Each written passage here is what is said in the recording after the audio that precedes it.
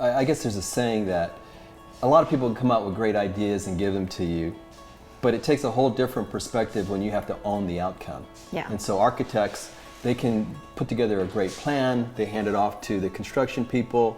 Construction people now then are responsible for coming into, you know, the scope and financial components of that project.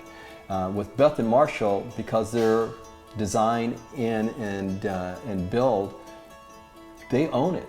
You know, they own sort of what they envision, they own what they put down on paper, and at the end they're accountable. And I think that brings a whole different level of ownership into the project that you wouldn't see if you had to deal with a whole bunch of different people. Yeah, I think we felt like they were as invested in our home as we were, Yeah. right?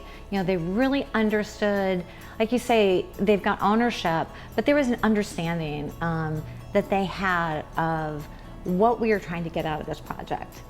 And they cared about the outcome as much as we did.